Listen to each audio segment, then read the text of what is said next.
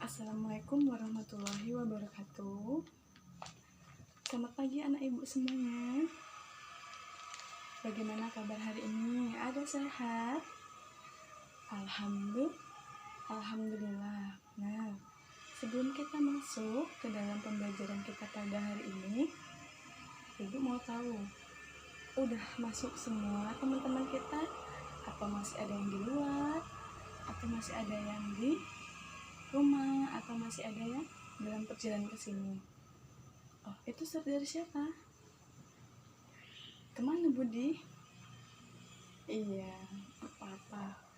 Kalau temannya masih sakit, kita doakan semoga teman kita lekas sembuh, diberi kesehatan untuk mengikuti kita menjalankan pembelajaran pada pagi hari ini. Kalau teman kita yang sakit, kita harus mendoakan.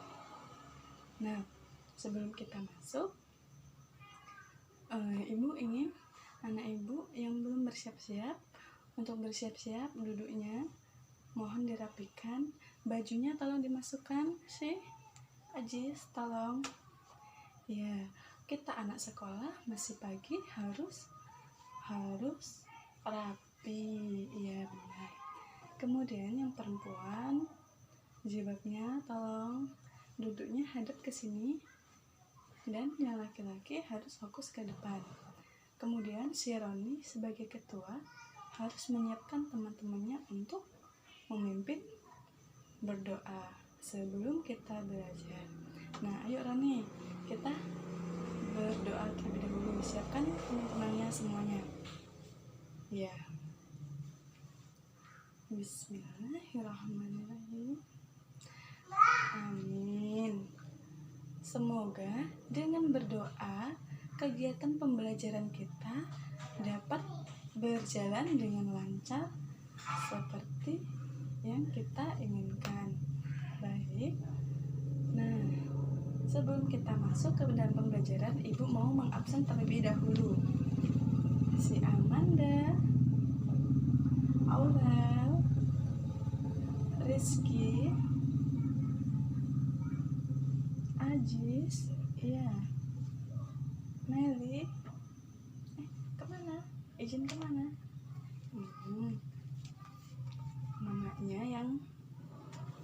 Mamanya yang berada dia libur.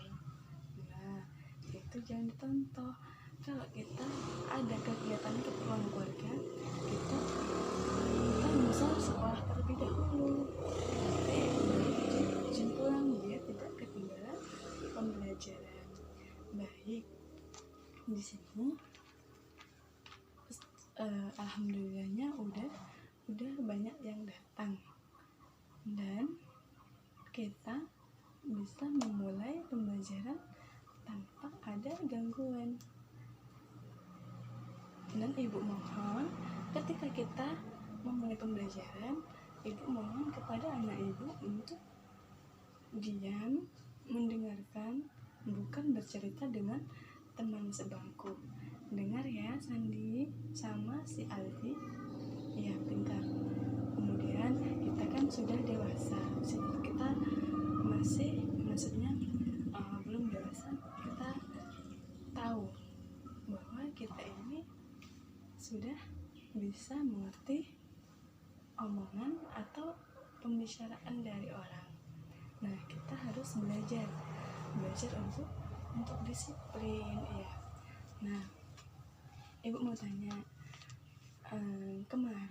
minggu kemarin kita belajar apa? Iya, pokoknya itu tentang Al-Quran. Yang Al-Quran. Nah, ibu mau tanya, ada yang tahu Al-Quran itu apa? Iya, Al-Quran itu merupakan sebuah buku. Sebuah buku, benar. Terus ada lagi. Iya, benar, sebuah kitab. Kitab siapa? Kitab Nabi kita. Ya, nih, Nabi Muhammad SAW yang merupakan nabi terakhir kita. Nah, di sini udah banyak yang tahu apa itu Al-Quran. Ibu mau tanya, ngajinya sampai mana si Reni? Alhamdulillah sudah juz 18. Pintar. Kemudian siapa lagi? Iya, udah khatam berapa kali, Nak? Alhamdulillah, semoga kalau kita mengaji mendapat berkah.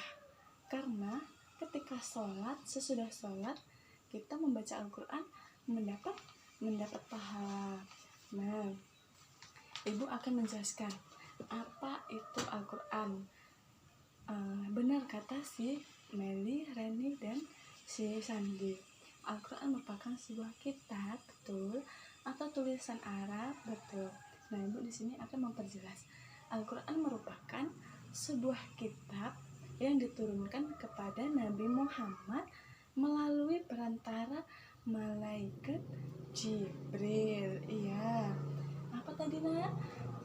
Al-Quran merupakan sebuah kitab yang diturunkan kepada Nabi Muhammad melalui perantara malaikat Jibril kepada untuk menjadi petunjuk jalan yang lurus dan apa? Dan menjadi sebuah pedoman hidup kita. Nah, ini pengertian Al-Quran. Tidak ada yang boleh mencatat setelah Ibu menjelaskan. Nanti ketika Ibu sudah menyelesaikan penjelasan Ibu, baru boleh mencatat. Untuk seperti ini jangan dibiasakan. Nanti ketika Ibu memberi pertanyaan, anak Ibu tidak paham. Iya. Kemudian siapa yang tahu sebelum Ibu memberi tahu atau memberi pengertian sebuah fungsi dari Al-Quran, Ibu mau tahu dari anak Ibu semuanya. Ada yang tahu fungsi Al-Quran itu? Iya, ayo Rani, apa? Iya, petunjuk jalan yang lurus. Namun, fungsi Al-Quran ini terbagi menjadi beberapa. Yang pertama itu ada sebagai ilmu pengetahuan. Terus sebagai fungsi Al-Quran sebagai apa? Sebagai kehidupan bagi manusia. Kemudian fungsi Al-Quran dalam agama Islam. Ada berapa ini semua? Iya, ada 3. Yang pertama, sebagai ilmu pengetahuan. Apa itu, Bu? Ada yang tahu? Sebagai ilmu pengetahuan itu terdapat menjadi beberapa. Yang pertama, sebagai ilmu tauhid. Ada yang tahu ilmu tauhid? Dia ini membahas tentang keyakinan atau keesaan terhadap apa? Keyakinan kita terhadap Allah Subhanahu wa Ta'ala. Meyakini bahwa Allah itu esa. Ini kalau kita mengetahui ini terdapat di dalam Al-Qur'an. Ini terdapat semuanya. Kemudian di sini ada ilmu hukum. Apa itu ilmu hukum, Bu? Kenapa ada ilmu hukumnya di dalam Al-Quran? Tentu saja ada. Karena apa? Karena di dalam Al-Quran ini terdapat berbagai hukum. Ketika kita melakukan kesalahan, melakukan berbagai dosa atau berbagai macam kebaikan atau kesalahan, itu terdapat ada hukumnya. Misalnya pernikahan, di dalam Al-Quran itu ada penjelasan apa hukum orang yang menikah, apa hukum orang yang mencuri, apa hukum orang yang menggibah atau menggibah itu ngomongin orang, apa yang hukum orang yang suka memfitnah orang, suuzon sama orang, itu ada hukumnya. Dan ketika kita ingin mengetahui hukumnya, maka kita banyak-banyak membaca Al-Quran dan terjemahannya agar kita bukan hanya sekedar membaca tetapi juga memahami artinya. Kemudian sebelum kita lanjut, ada yang ingin dipertanyakan tentang ilmu pengetahuan, fungsi Al-Quran sebagai ilmu pengetahuan di dalam ilmu tauhid dan hukum. Ya, baiklah, kita lanjut. yang ketiga itu ada tasawuf. Nah, apa itu tasawuf, Bu? Nah, di sini banyak pertanyaan kan? Ya, Ibu akan menjelaskan tasawuf itu apa. Artinya tuh suci. Yang mana Al-Quran ini berfungsi untuk menjernihkan pikiran dan hati kita ketika kita lagi dihadang masalah. Pokoknya di berbagai masalah kita tidak nyaman hidup kita, banyak keluhan, apa yang ini kita membaca Al-Quran, dengan itu kita menjernihkan, Al-Quran itu menjernihkan pikiran, hati, dan otak kita, maka kita lebih nyaman untuk menyampaikan atau memahami bagaimana diri kita. Kemudian sebagai filsafat Islam, nah kok ada filsafat juga sih? Banyak pasti kan. Filsafat itu ya, di sini fungsi Al-Quran berkaitan dengan ilmu kalam, yang mana filsafat Islam ini dia berkaitan dengan ilmu kalam yang mencari-cari kebenaran bahwa Allah ada atau tidak, Nabi itu gimana, siapa Nabi yang turun dahulu. Nah, itu dijelaskan di dalam filsafat ini. Kemudian yang ketiga itu ada sejarah, yang mana sejarah di sini berfungsi untuk apa? Untuk mengetahui kita sebagai umat manusia, umatnya Nabi Muhammad SAW, kita mengerti sejarah dari zaman dahulu, dari zaman Nabi Adam sampai sekarang itu terdapat di dalam Al-Quran. Kita tahu sejarah Al-Quran itu, sejarah nabi-nabi, sejarah manusia dibentuk, itu terdapat semuanya di dalam Al-Quran. Nah, sampai sini anak ibu ada yang dipertanyakan? Baik, kalau tidak ada yang dipertanyakan, kita lanjut fungsi Al-Quran yang kedua, yang mana fungsi Al-Quran bagi kehidupan manusia. Nah, bagi kehidupan manusia, Al-Quran ini sebagai jalan petunjuk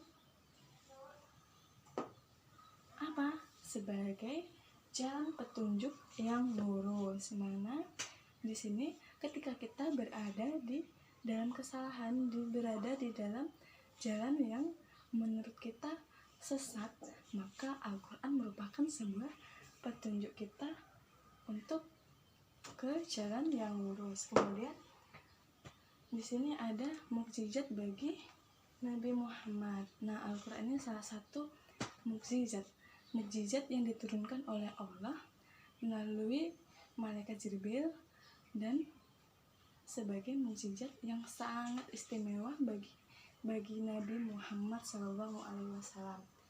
Kemudian di sini ada menjelaskan kepribadian manusia. Nah, di dalam fungsi Al-Quran bagi kehidupan manusia, Al-Quran merupakan salah satu penjelasan kepribadian manusia. Di situ terdapat banyak kepribadian manusia berbagai. Ada yang jahat, ada yang baik, ada yang alim, ada yang munafik. Itu semuanya dijelaskan di dalam Al-Quran. Nah, kemudian ini penyempurna kitab-kitab sebelumnya. Ada yang tadi sudah dijelaskan, Al-Quran ini merupakan sebuah kitab penyempurna kitab-kitab sebelumnya, yakni Taurat, Zabur, Injil, dan Al-Quran. Kitab-kitab ini dijadikan satu dan disempurnakan oleh Al-Quran. Nah, apa tadi yang pertama? Ada Taurat, Zabur, dan Injil. Nah, yang terakhir ini ada Al-Quran. Jika ada yang turun lagi, Al-Quran atau kitab yang turun, itu tidaklah benar, karena kitab yang turun terakhir itu adalah kitabnya Nabi Muhammad, yaitu Al-Quran. Karena Taurat, Zabur, Injil digabungin dan disebutkan oleh Al-Quran. Kemudian Yang terakhir ini adalah memantapkan iman keislaman manusia. Nah, ketika kita sudah beriman, ketika kita sudah memasuki agama Islam, maka di sini kita harus memantapkan untuk apa? Untuk memperdalam, memahami bagaimana isi dalam Al-Quran itu untuk menjadi pribadi yang lebih baik. Kemudian di sini yang terakhir, fungsi Al-Quran di dalam agama Islam. Yang pertama, ada Al-Huda. Ada yang tahu Al-Huda itu apa? Iya, bentar. Al-Huda itu merupakan sebuah petunjuk. Ada nih, petunjuk. Kemudian ada Al-Furqan. Al-Furqan itu merupakan pemisah. Kemudian yang ketiga ada Al-Asyifa. Al-Asyifa ini kok sebagai obat, Bu? Ya iya, karena kita mempunyai penyakit hati, mempunyai hati yang buruk terhadap sesama kita, sesama manusia, maka Al-Quran ini merupakan sebuah penyembuh serta petunjuk bagi diri kita agar tidak mempunyai hati yang buruk. Kemudian Al-Asyifa tadi sebagai obat. Kemudian Al-Mauji'ah. Nah, Al-Mauji'ah itu apa? Al-Mauji'ah itu merupakan sebuah nasihat bagi kita untuk menjalankan atau ada masalah. Al-Quran itu merupakan salah satu dari, bukan salah satu, emang dia mempunyai nasihat yang baik untuk diri kita, untuk muhasabah diri kita. Di dalam Al-Quran itu sangatlah lengkap. Kemudian, nah, dari fungsi Al-Quran yang ketiga ini, dari ilmu pengetahuan, fungsi Al-Quran bagi kehidupan manusia, kemudian fungsi Al-Quran sebagai agama Islam. Anak ibu ada tidak yang mau bertanya tentang pembahasan kita ini? Nah, kalau tidak, ada apa?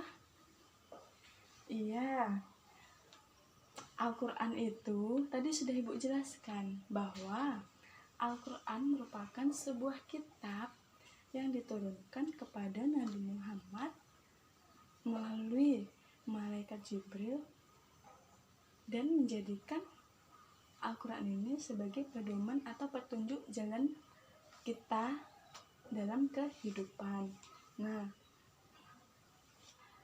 di sini kalau tidak ada pertanyaan, silahkan catat terlebih dahulu bagi yang ingin mencatatnya sebelum ibu hapus.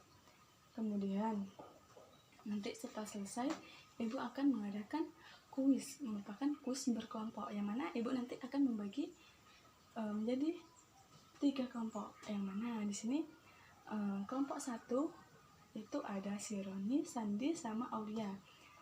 Nah, itu membahas tentang fungsi Al-Quran jadi ilmu pengetahuan. Kemudian kelompok 2, Meli, Via, dan Isma, itu membahas tentang fungsi Al-Quran bagi kehidupan. Yang ketiga, ini membahas fungsi Al-Quran sebagai agama Islam. Nah, nanti anak ibu semuanya harus mendapatkan contoh mana ilmu pengetahuan, fungsi Al-Quran sebagai ilmu pengetahuan, sebagai kehidupan manusia, dan agama Islam. Nah, baik, boleh duduk berkelompok ya. Nanti ibu akan kasih di akhir, nanti ibu akan kasih kuis jika pertanyaan atau contohnya itu benar-benar mantap. Oke. Nah, udah duduk berkelompok? Iya. Nanti di sini ibu akan memantau siapa saja yang mendengarkan ibu tadi waktu menjelaskan dan siapa saja yang tidak mau mendengarkan. Nanti itu tahu di dalam kelompok itu ada yang paham, ada yang tidak. Karena apa? Karena pemikiran orang itu berbeda-beda. Ada yang ngelamun, ada yang berbicara sama kawannya, waktu ibu menjelaskan dia mencatat, itu nanti ibu akan nilai. Nah baik, silahkan duduk berkelompok. Yang mana? Ya, nanti ketika sudah selesai, anak ibu boleh maju ke depan. Nah, sudah. Ya, Mbak sini. Iya, ini udah berapa? Iya, kelompok 3 sudah siap. Mana yang lainnya? Ya, silakan.